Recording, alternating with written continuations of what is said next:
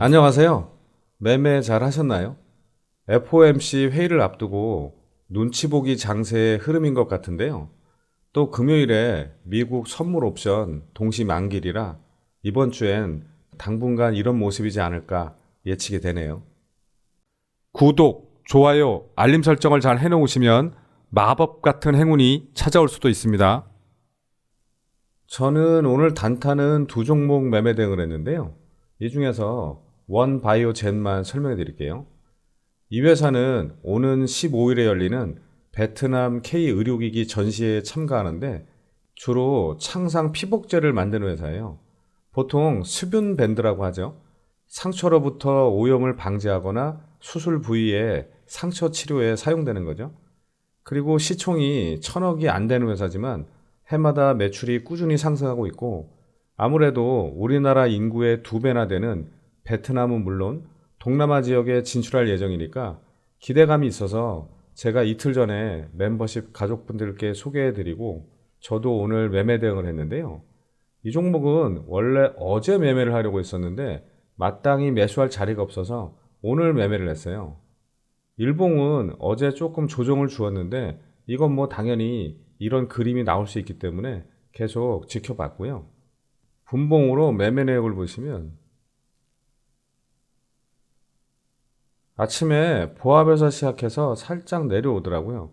그래서 2,000원대 주식이니까 최소 만주까지는 매수할 생각이어서 여기서 계속 분할 매수를 해서 만주를 샀어요. 아무래도 이슈도 있고 실적도 괜찮은 회사라서 저는 더 빠지지는 않을 거라고 봤어요. 그런데 역시 시가를 회복하고 이렇게 쭉 올라가길래 혹시 VI까지 가나 지켜봤더니 9.4%, 딱 VI 새우가 밑에까지만 보냈다가 멈추더라고요. 그래서 조금 더 기다려 봤는데 여기서 VI에 또 못 들어가더라고요. 이건 세력들이 안 보내겠다는 사인이죠. 그래서 일단 여기서 50%를 먼저 매도하고 조금 힘이 없어 보이길래 점심 먹으러 나가기 전에 또 가진 물량의 50% 매도하고 나머지는 스탑로스 걸어두고 점심 먹고 왔는데 여전히 횡보 중이더라고요. 그래서 어떻게 할까 하다가 또 일단 여기서 50% 매도하고 어떻게 움직이나 보려고 지금 조금만 가지고 있어요. 이후에 좀 더 흘러내려서 종가 4.25%로 마감했죠. 그리고 제가 유튜브 오픈 영상에서는 시간 관계상 스케줄과 관련된 종목들을 여러분들에게 일일이 말씀드리지는 못하지만 항상 중요한 스케줄이 있는 종목들은 따로 체크해 두고 더 관심 있게 지켜보셔야 돼요. 아시겠죠? 그 다음 시장 특징주 좀 보겠습니다.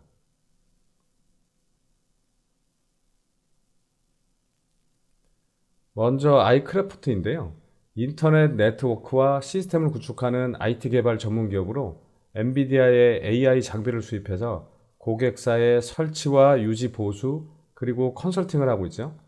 AI 인프라 공급 계약 체결 소식에 오늘 이렇게 상한가까지 갔는데요. 어제 장 마감 후 공시를 통해서 BNIC에 219억 규모의 엔비디아 GPU를 공급하기로 했다고 밝혔죠.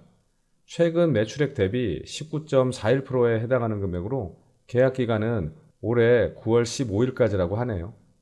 일봉을 보시면 올해 2월에 AI 열풍으로 크게 시세를 준 이후 거래량 없이 이렇게 쭉 흘러내리다가 지난달에 엔비디아의 어닝 서프라이즈 소식에 이렇게 또 한번 시세를 크게 주고 11선까지 조정을 줬는데요.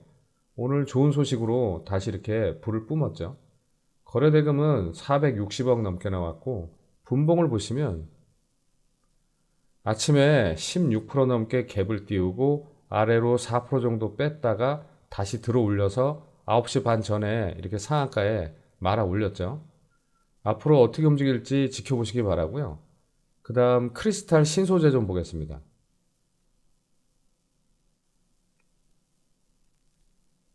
국내 상장한 중국 기업으로 펄 안료, 단열재, 절연 재료로 사용되는 합성 운모를 생산하고 있죠.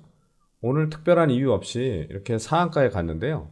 일부 언론에 따르면 다음 달에 사우디아라비아 친환경 신도시 건설 프로젝트인 네움의 아시아 첫 전시회가 한국에서 열린다는 소식 때문이라고 하는데 사실 이건 지난주에 이미 나온 뉴스죠.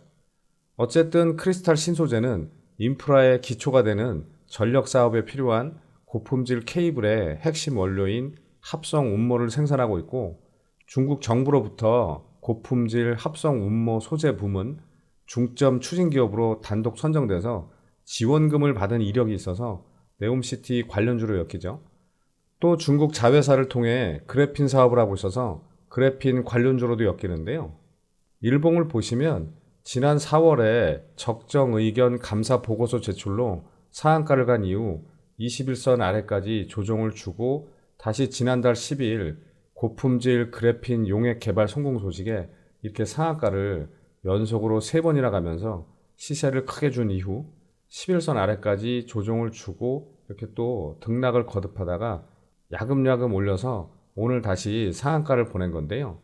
다만 한 가지 좀 이상한 건 지난 이력을 보면 그동안 주가가 상승할 때마다 최대 주주의 지분 매도가 이어지고 있다는 건데요. 어떤 이유가 있는 건지 궁금하네요. 아무튼 오늘 거래대금은 4,500억 넘게 터졌고, 분봉을 보시면 아침에 거의 보합에서 시작해서 그대로 상승시켜서 22% 넘게 올렸다가 21선 근처까지 조정을 주고 다시 들어 올려서 상한가에 말았는데, 중간에 이렇게 풀려서 계속 횡보하다가 장 막판에 다시 잠궜죠. 앞으로 또 어떤 이슈로 어떻게 움직일지 지켜보시기 바라고요. 그 다음 인디에프 좀 보겠습니다. 조이너스, 꼼파니아, 트루젠 등의 브랜드를 보유하고 있는 패션 전문 기업이죠. 최대 주주인 글로벌 세아를 대상으로 40억 원 규모의 제3자 배정 유상증자를 결정했다는 소식에 오늘 이렇게 상한가까지 갔는데요. 사실 그동안 인디에프는 쌍용 건설과 연관돼서 네옴시티 관련주로 엮이면서 많이 상승을 했었죠. 간단히 말씀드리면 인디에프의 최대 주주가 글로벌 세아고, 글로벌 세아가 지난해에 쌍용 건설을 인수했어요. 일봉을 보시면 지난달에도 쌍용 건설의 우크라이나 재건 사업 참여 가능성이 부각되면서 이렇게 상한가를 간 이후 다시 제자리로 돌아왔다가 오늘 다시 상한가를 보낸 건데요.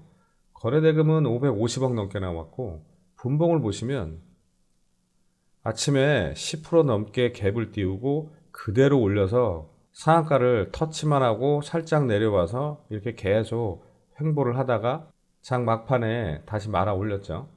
앞으로 어떻게 움직일지 지켜보시기 바라고요. 그 다음 우리 시장 좀 잠깐 보겠습니다. 금리 동결 기대감에 나스닥 지수가 13개월 만에 최고치를 경신하면서 미 증시가 모두 상승 마감했는데요. 우리 시장은 살짝 엇갈린 모습이었죠.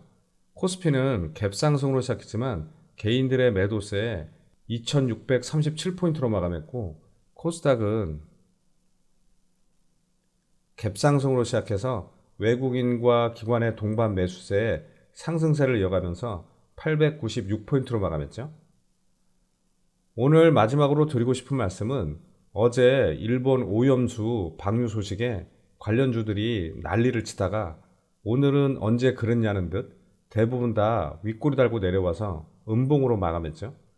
전 개인적으로 실적과 상관없는 테마주 매매하는 걸 별로 좋아하지 않는 편인데, 어제 하루 종일 뉴스에서 하도 많이 나와서 혹시나 하고 관심을 가졌는데 이번에도 역시나 였네요. 10년 전에도 그랬고 5년 전에도 그랬고 1년 전에도 그랬지만 주식시장은 비이성적인 부분도 많아서 분위기에 휩쓸리지 말고 항상 스스로 중심을 잡으셔야 돼요. 조금만 잘못 판단하면 바로 손실로 이어질 수 있거든요. 아시겠죠? 자, 그럼 오늘은 여기까지 하고 스케줄도 미리 체크하고 시장이 어떤 테마로 어떻게 움직이든 감정을 이성으로 제어할 수 있는 분들만 다음 영상에서 뵙겠습니다. 감사합니다.